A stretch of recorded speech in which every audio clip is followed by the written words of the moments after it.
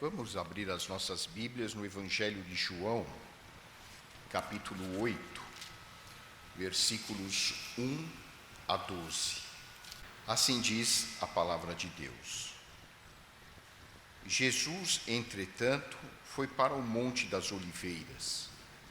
De madrugada voltou novamente para o templo, e todo o povo ia ter com ele, e assentados ensinava. Os escribas e fariseus trouxeram à sua presença uma mulher surpreendida em adultério, e fazendo-a ficar de pé no meio de todos, disseram a Jesus: Mestre, esta mulher foi apanhada em flagrante adultério, e na lei nos mandou Moisés que tais mulheres sejam apedrejadas. Tu, pois, que dizes? Isto diziam eles, tentando-o para terem de que o acusar. Mas Jesus, inclinando-se, escrevia na terra com o dedo.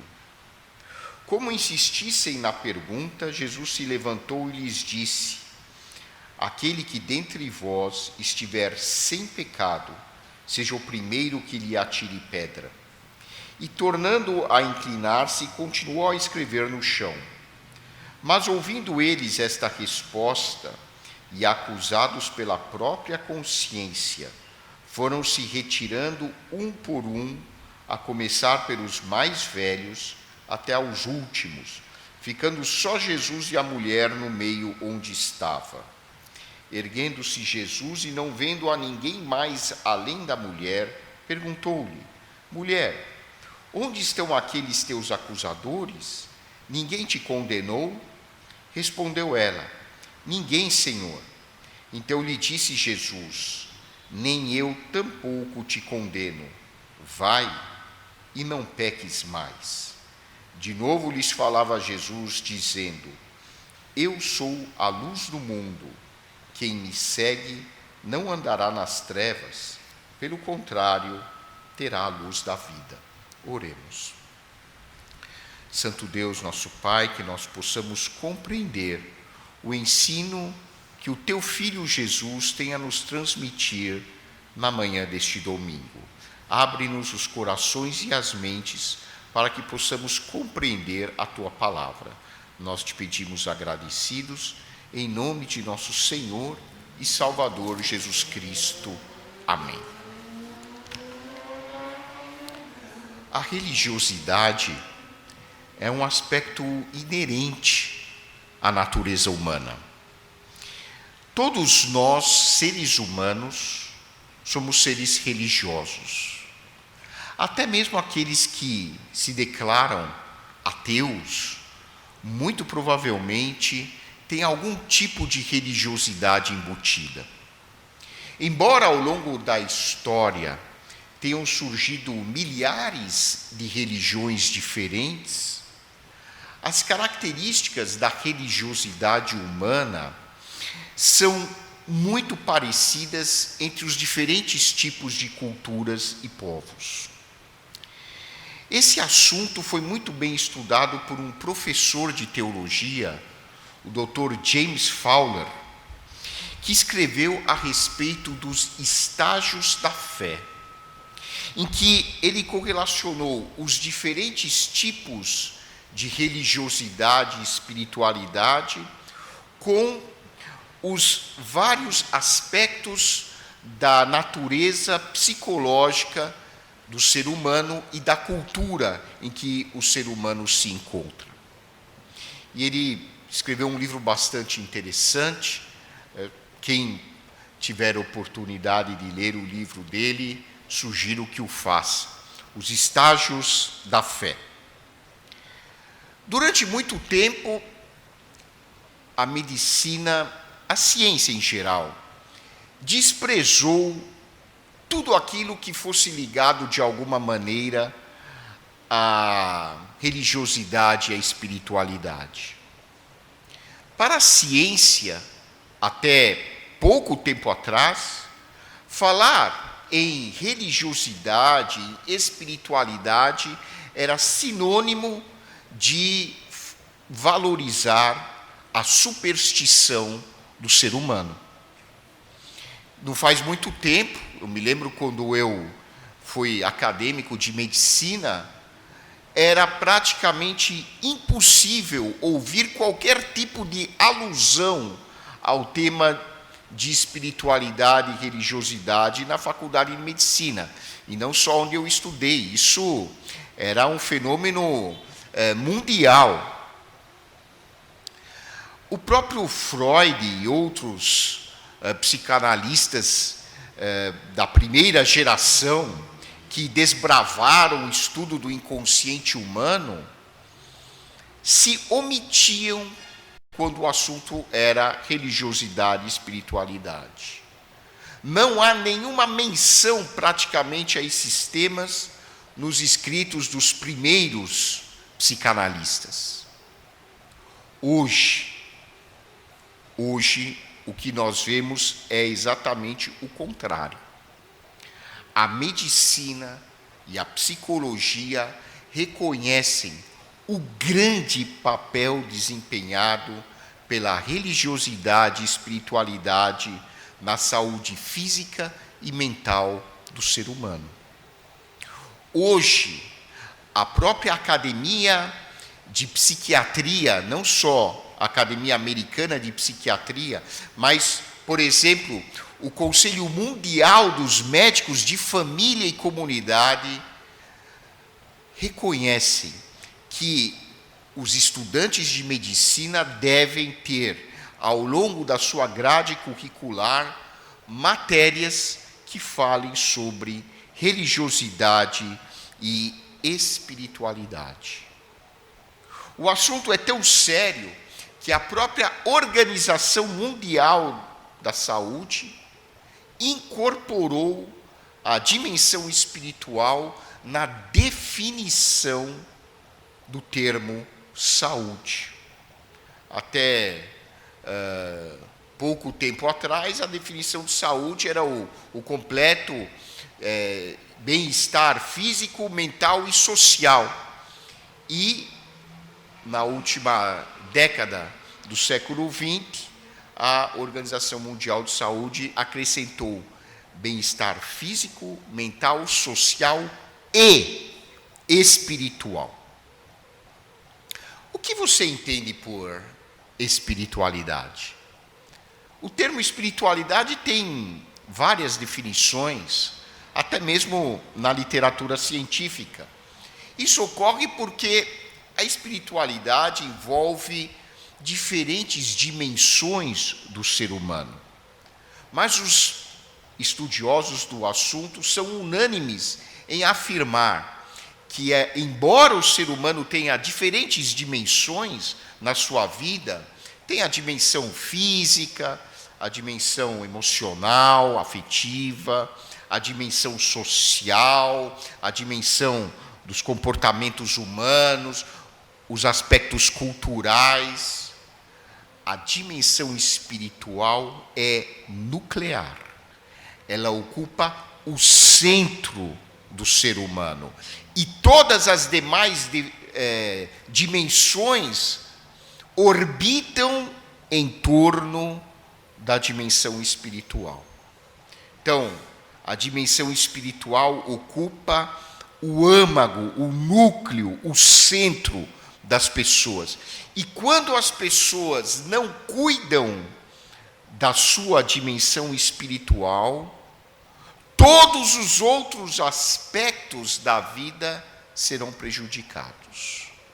Isso a gente observa todos os dias nas nossas vidas. Eu vejo isso como médico, vejo isso claramente como pastor.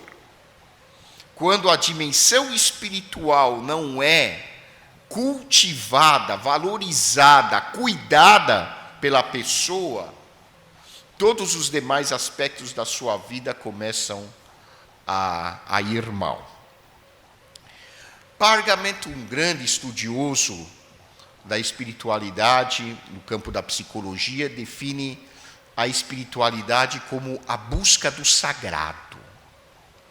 O que é sagrado para as pessoas vai depender de uma série de coisas, mas é aquilo que a gente considera o mais sublime nas nossas vidas. Essa busca consiste na busca espiritual do ser humano por algo que lhe faça sentido, lhe dê um propósito para viver.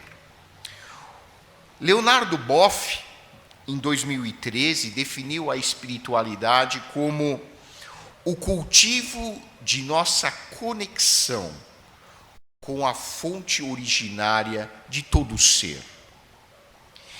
E como a nossa capacidade de perceber que existe uma conexão, uma ligação, uma unidade entre todas as coisas existentes no universo.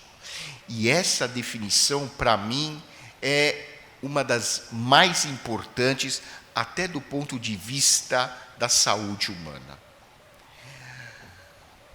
É importante que o ser humano perceba que existe uma conexão entre ele e todas as demais coisas existentes no universo. É importante que o ser humano perceba que ele não está isolado só no mundo.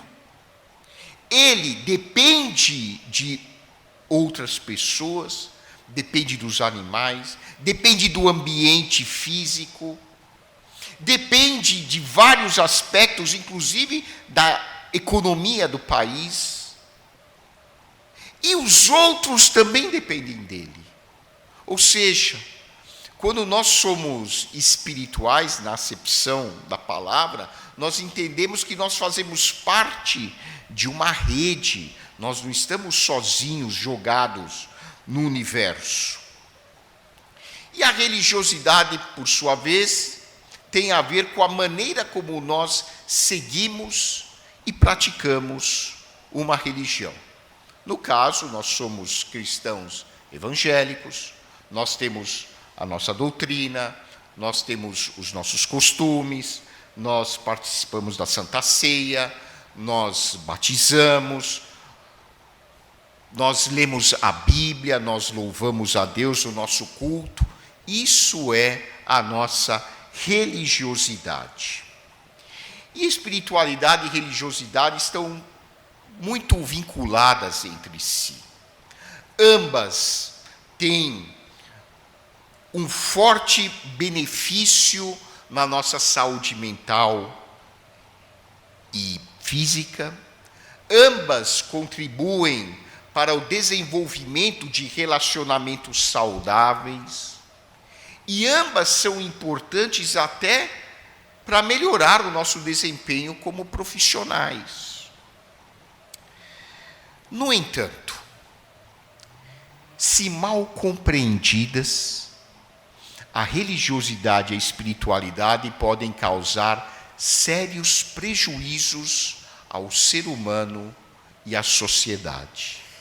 E a história do mundo está repleta de momentos em que a religiosidade e a espiritualidade foram mal concebidas e mal utilizadas, resultando em grandes danos para as sociedades da época e até os dias de hoje. A Bíblia, ao longo de suas páginas, nos fala sobre dois tipos de religiosidade. A Bíblia fala muito sobre religiosidade e fala tanto sobre os aspectos positivos como os aspectos negativos, aqueles ligados ao mau uso da religiosidade e da espiritualidade. E nesta passagem bíblica que nós lemos, nós aprendemos que existem basicamente dois tipos diferentes de religiosidade. O que o Senhor Jesus Cristo tem a nos ensinar a esse respeito? Por meio das atitudes de Jesus, nós aprendemos as características da religiosidade, da espiritualidade saudáveis. E o primeiro aspecto digno de ser mencionado é que na religiosidade saudável, na espiritualidade positiva, construtiva, o ser humano olha para dentro de si. Esse foi o primeiro ponto que Jesus procurou mostrar aos seus discípulos e ao povo de Israel, naquele dia em que trouxeram uma mulher adúltera na frente de Jesus. E a lei de Moisés, que comandava a vida religiosa de Israel, dizia o seguinte: se uma mulher for pega em adultério, ela tem que ser apedrejada até a morte. Essa era a lei religiosa que comandava a sociedade judaica na época de Jesus. Então, as pessoas pegaram uma mulher em adultério e a trouxeram até Jesus e disseram: mestre, essa mulher foi pega em adultério. A nossa religião diz claramente: ela merece ser punida com a morte por apedrejamento. Eles queriam pegar Jesus numa armadilha para poderem acusá-lo. E a reação de Jesus foi bastante estranha. Aqui no versículo 6, diz que Jesus se inclinou e começou a escrever na terra com o dedo. Mestre, nós vamos ou não apedrejar esta mulher? E ele continuava escrevendo na terra com seu dedo. O que será que ele escrevia? Nós não sabemos. Qual era a intenção de Jesus? Quando, numa sessão de terapia ou numa consulta com um profissional de saúde, o profissional fica em silêncio, isso tem um objetivo. O objetivo é levar a pessoa que está na sua frente a refletir, a fazer uma introspecção e analisar a sua vida.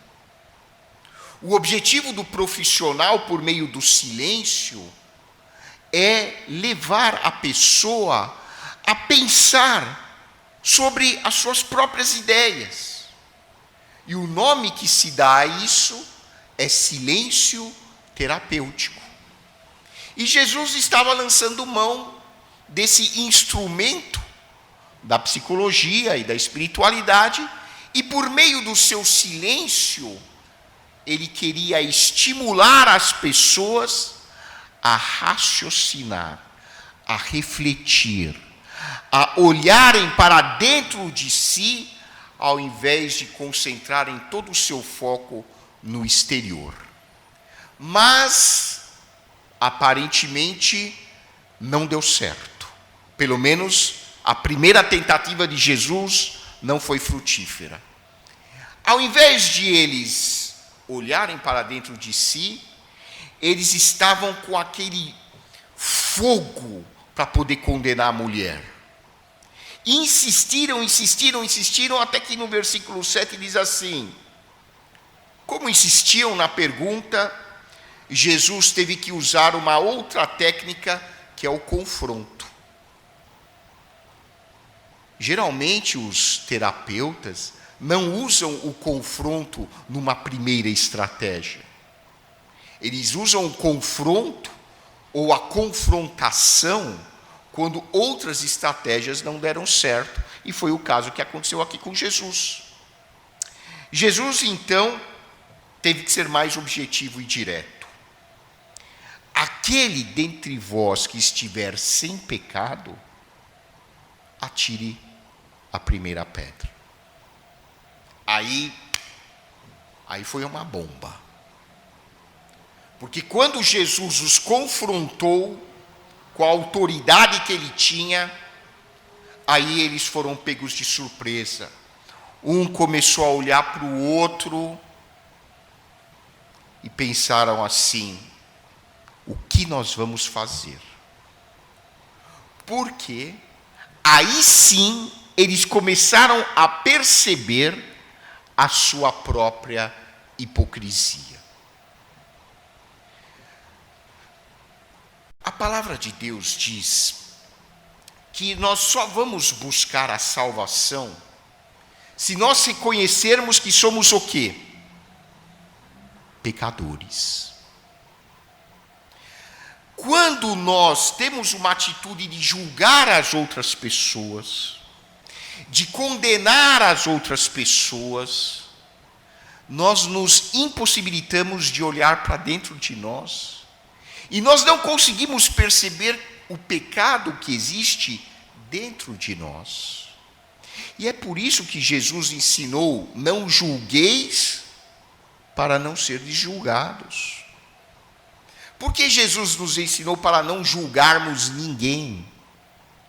Porque além de ser uma atitude que provém do orgulho, e por isso é condenável, quando nós julgamos, nós não conseguimos olhar para dentro de nós.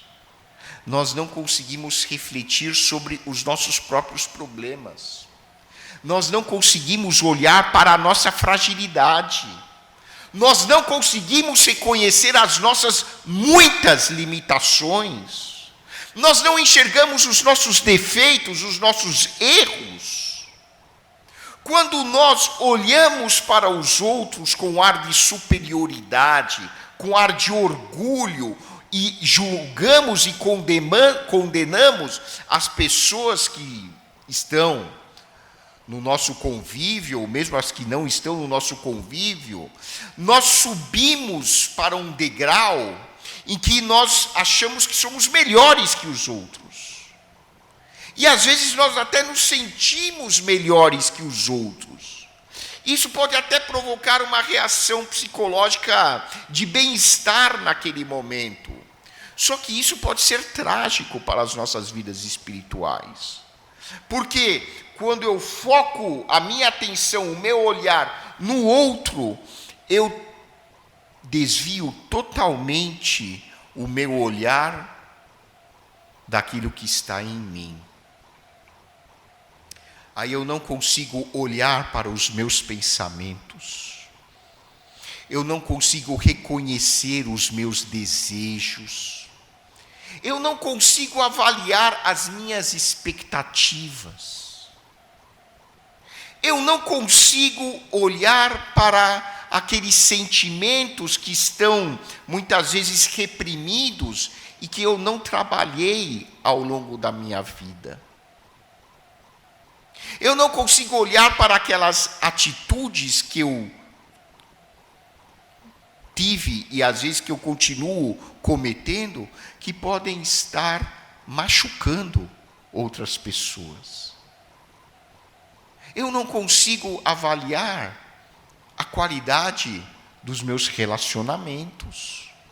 Por quê? Porque toda a minha energia, a minha atenção está em ver os erros das outras pessoas. Então, quando eu olho para os erros das outras pessoas, e é fácil olhar para os erros das outras pessoas, é cômodo. É muito fácil a gente perceber os erros que estão nas outras pessoas, porque todos nós estamos cheios de erros. Eu não consigo enxergar aquilo que está errado dentro de mim.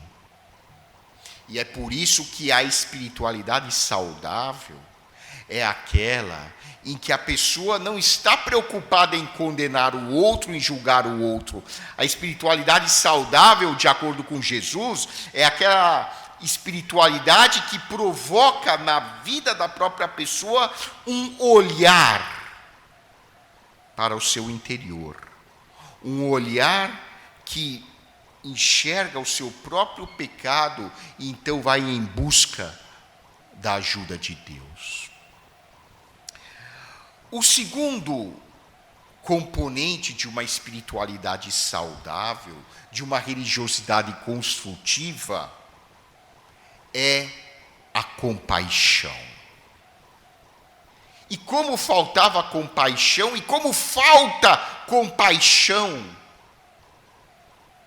em muitos seres humanos hoje, e às vezes em nós, em alguns momentos, nós praticamos a religiosidade que não é saudável.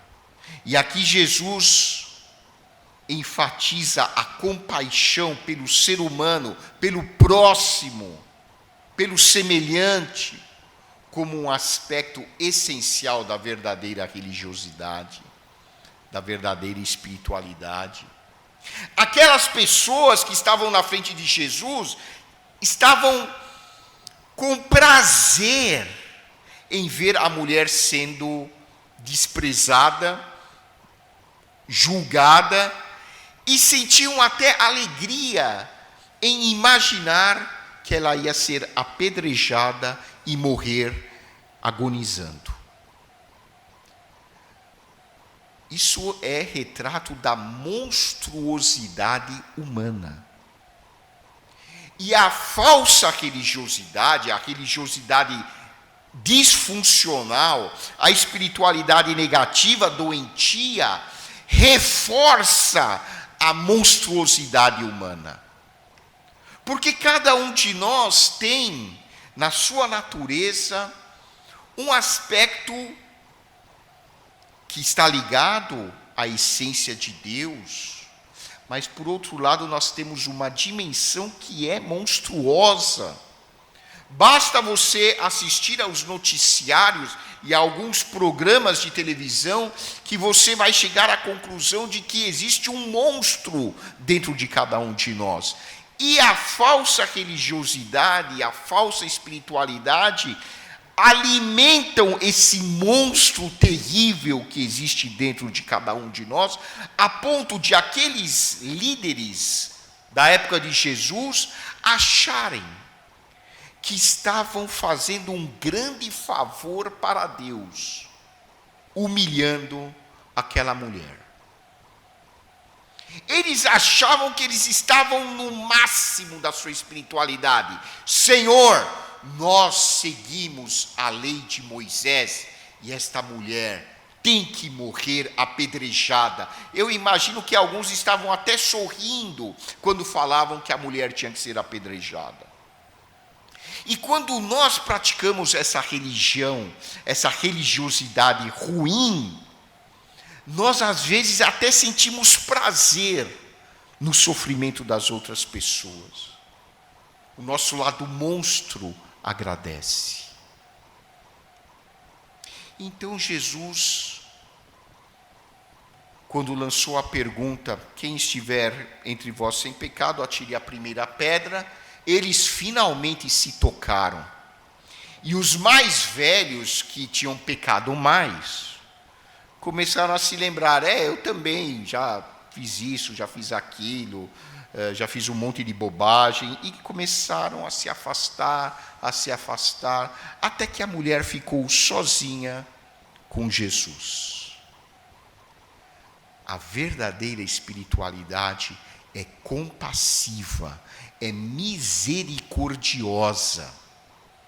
Numa época da história de Israel, em que os judeus estavam muito preocupados em fazer grandes procissões religiosas para Deus no templo, e faziam um culto cheio de requintes luxuosos. Deus mandou um profeta para eles chamado Miqueias. E Miqueias reuniu o povo e disse o seguinte: olha, Deus tem um recado para vocês. A religião que eu quero não tem nada a ver com isso que vocês estão fazendo. A religião que eu quero é a prática da justiça e da misericórdia. A religião que eu quero, diz Deus, é que vocês andem humildemente na minha presença. Eu nunca precisei de sacrifícios. Aliás, eu não preciso nem de templo. Essa foi a mensagem de Deus por meio dos profetas, principalmente por meio de Miqueias. Se você quiser checar, Miqueias capítulo 6, versículo 8. Ter compaixão é olhar para o outro como alguém que está no mesmo barco que eu. Para ter compaixão, em primeiro lugar, eu tenho que ter empatia. Essa semana, a polícia de São Sebastião e a prefeitura de São Sebastião pediram para as pessoas terem empatia. Por quê? Porque as pessoas, agora, esses dias, começaram a voltar para São Sebastião para ir para a praia. O ser humano é assim mesmo. E aí o governo falou, por favor, tenham empatia. A polícia militar mandou uma nota, por favor, tenham empatia. Empatia é você conseguir compreender a situação da outra pessoa que está sofrendo. Empatia é você conseguir se colocar no lugar da outra pessoa. Empatia é você enxergar o outro como se você estivesse na situação, vivendo aquilo que ele está vivendo. Para eu ter compaixão, em primeiro lugar, eu tenho que ter empatia. Em segundo lugar, eu tenho que estar disposto a ajudar o outro no seu sofrimento. Isso é ter compaixão. E Jesus ajudou aquela mulher. Quando todo mundo foi embora, e aí vem o terceiro componente da verdadeira espiritualidade: seguir a luz de Jesus. Jesus olhou para a mulher e falou, mas cadê aqueles que te acusavam? Ela falou, foram todos embora. Agora, olhem a mensagem de Jesus para essa mulher. Eu também não te condeno. A religiosidade negativa, a primeira coisa que ela faz é condenar. É condenar as pessoas. As pessoas têm prazer em falar, ele vai para o inferno, aquele outro vai para o inferno. Isso é a religiosidade disfuncional. Jesus olhou para ela e falou, eu também não te condeno. Só que vá e não peque mais. A verdadeira espiritualidade tem a ver com a mudança do comportamento, não com condenação. A verdadeira espiritualidade não tem prazer em rebaixar os outros, em condenar os outros. A verdadeira espiritualidade tem como seu maior objetivo levar as pessoas a abandonarem as suas atitudes nocivas e passarem a praticar atos que sejam saudáveis, positivos. Então Jesus foi curto e grosso. Olha, eu também não te condeno, só não vai fazer mais bobagem. É isso. Isso é a religiosidade saudável. Ou seja, nós aprendemos na Bíblia que existem dois tipos de religiosidade. Existe aquela religiosidade negativa, doentia, que é baseada no julgamento do outro, na condenação do outro, no orgulho, na arrogância. E existe a espiritualidade saudável, que é aquela baseada numa capacidade de introspecção, é aquela baseada no reconhecimento das nossas próprias fragilidades, é aquela baseada no amor ao próximo, na compaixão, e principalmente é aquela baseada numa mudança positiva de atitude. Seguir a luz de Jesus. Qual tem sido a religiosidade, a espiritualidade que você e eu temos praticado ao longo das nossas vidas? Que Deus nos abençoe.